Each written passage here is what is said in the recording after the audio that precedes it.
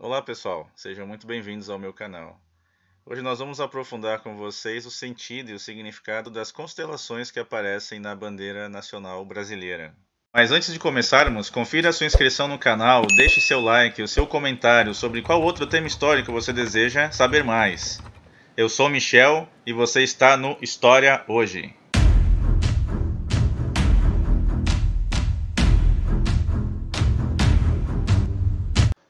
Vamos começar tratando aí do simbolismo da Virgem.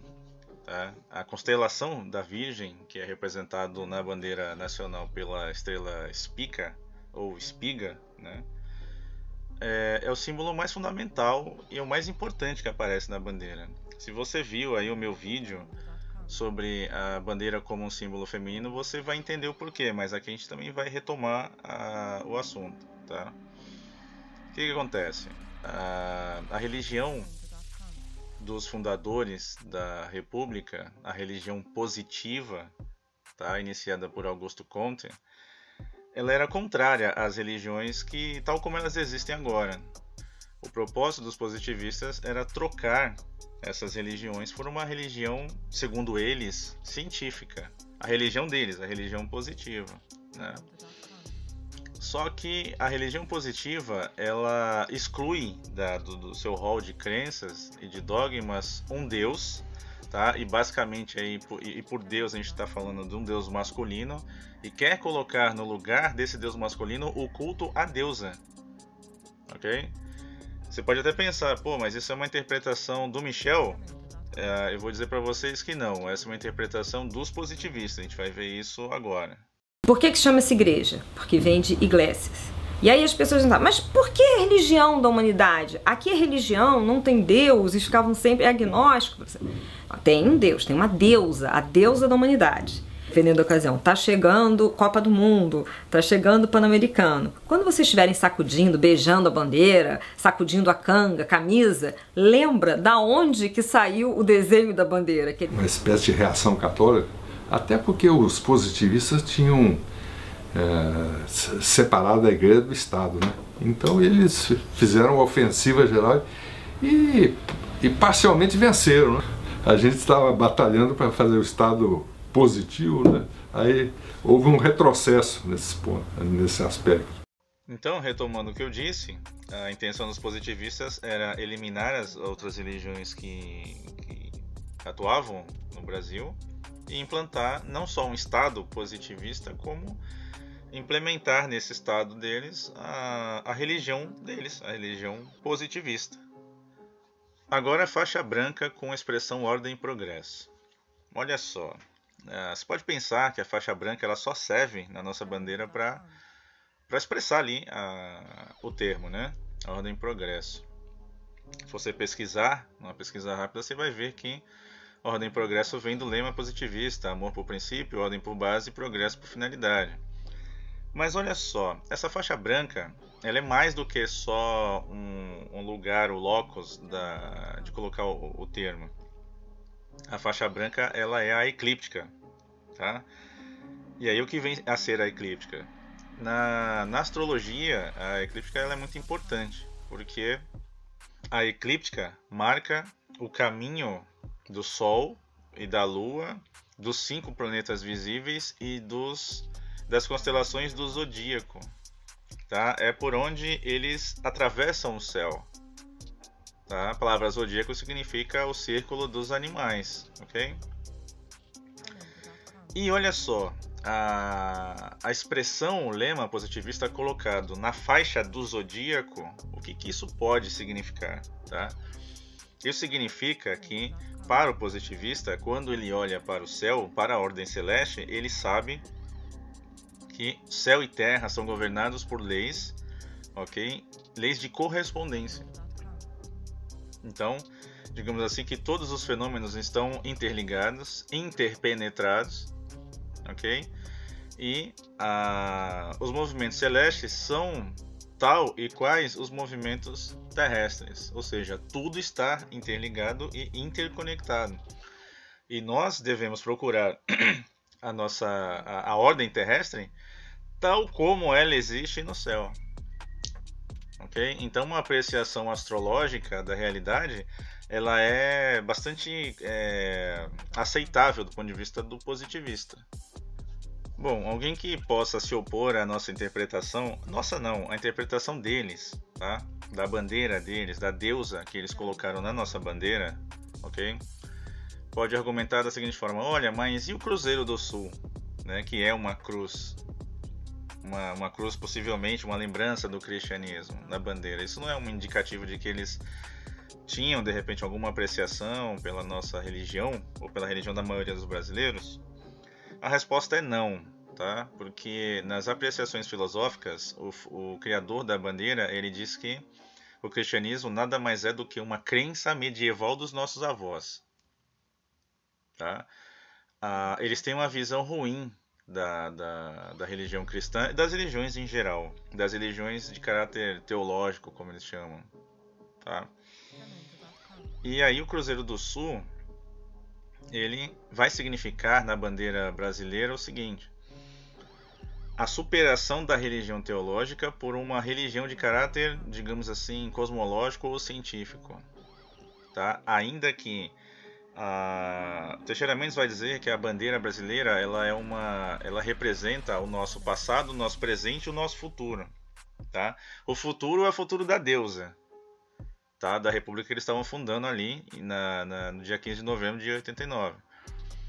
Mas o passado foi cristão. Então, na bandeira que eles fizeram, sim, eles colocaram ali a cruz como uma lembrança, de repente, de toda a tradição ligada, a tradição brasileira, né? Que estava ligada a Portugal, a história de Portugal, depois se tornou independente, mesmo assim continuou cristã, ok? Mas ela desprovida ali daquele caráter religioso e sim com um novo sentido aí, um sentido positivo, positivista, cientificista e de caráter de um caráter não teológico. A cruz do Cruzeiro do Sul, ele vai ter na bandeira brasileira um caráter não teológico. Canopus ou o navio Argo, tá? Na origem, o símbolo remete à viagem dos argonautas atrás do velocino de ouro, né? O tosão de ouro, que tinha propriedades miraculosas, né? Nessa expedição está lá o Hércules, o Jasão, tá? Interessante. Para o simbolismo nosso aqui da bandeira, ele vai ter mais o sentido das viagens, das expedições de descoberta no Brasil em 1500, né? Esse processo das descobertas, né? As grandes navegações que descobriram a América e o Brasil, tá? No século XVI. E esse símbolo remete então a esse passado português, tá? Das descobertas, tá? E relacionado ao símbolo do navio Argos, a gente pode relacionar também ele vai ter o mesmo sentido a constelação do Triângulo Austral, tá? A menção nos primeiros escritos que os descobridores remetem a Portugal, as menções, a menção à constelação do Triângulo Austral como um indicador de direção, né? Vocês sabem que eles usavam as constelações para navegarem, né? O signo do escorpião aparece na bandeira de uma forma bastante evidente e ela vai ter dois sentidos. O primeiro sentido é que o mês da proclamação da República ele é o mês dos nascidos em escorpião, basicamente. Agora, um segundo sentido é o caráter violento, o caráter de golpe, o caráter de revolução que esse símbolo, o sentido do signo de escorpião traz. Tá? As revoluções, muitas vezes, elas tomam o mês de novembro como um mês onde é propício uma revolução, devido a um caráter geral, cosmológico, dado pelo sentido do período do escorpião.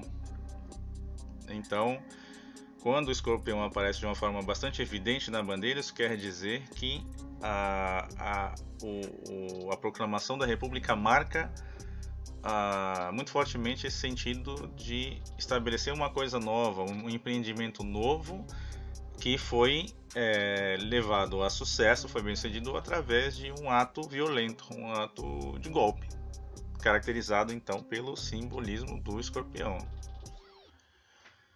Cão menor aí está representado pela estrela Próxima. E Próximo vai indicar para a bandeira brasileira que as terras, que a extensão territorial brasileira, ela se estende do sul e vai até ao norte, né? Ela ultrapassa a linha do Equador para o norte. Então o Brasil tem terras tanto a norte quanto a sul do globo terrestre. Essa é a simbologia do cão menor, simplesmente isto. Quanto à simbologia do cão maior, ela vai ser a ponte entre esse cientificismo positivista aí, que vê nos astros uma regularidade, uma ordem, com uma longa tradição que leva até o Egito. Porque, em primeiro lugar, o calendário, como a gente conhece, ele foi desenvolvido tanto na Suméria quanto no Egito. E os egípcios desenvolveram um calendário a partir da estrela Sírius, tá? Uma estrela aí do cão maior, e que Sírius, o aparecimento de Sírius no céu marcava as enchentes do rio Nilo, as enchentes anuais. Então, ela aparece na bandeira brasileira como remetendo à realidade, digamos assim, presente, a um passado que remonta aos mitos e ao que foi desenvolvido pelos egípcios. E aí, no caso, não só o calendário foi desenvolvido pelos egípcios, quanto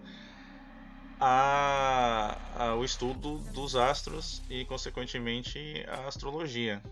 Então, mais uma vez, o simbolismo do cão maior é um simbolismo que marca fortemente esse aspecto astrológico da nossa bandeira. A estrela Sigma do Oitante, ou a chamada Polaris Australis, né, a estrela polar do sul, ela está na bandeira com o sentido de marcar, digamos, a nossa posição geográfica. Só simplesmente isso, né?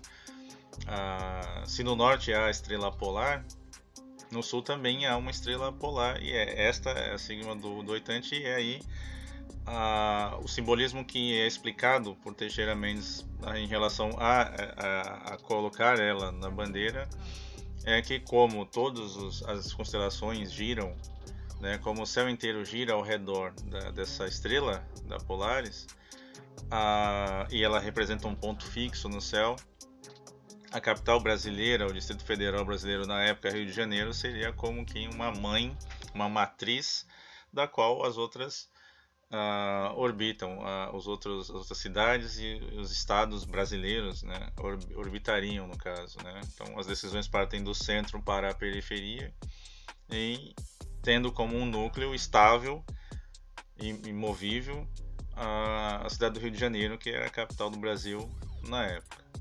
Por fim, a constelação da Hidra, que não tem valor simbólico nenhum, ela apenas existe porque houve a necessidade de colocar mais 2 estados, no caso o estado da Guanabara, mas depois essa estrela passa, uma das estrelas da Hidra passa para simboliza o estado do Mato Grosso do Sul, e a outra estrela simboliza a anexação do Acre.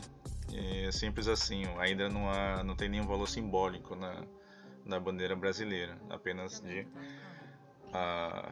reordenamento da quantidade dos estados na bandeira nacional. Bom, pessoal, nesse vídeo ficamos por aqui. Então, um grande abraço a todos e até a próxima.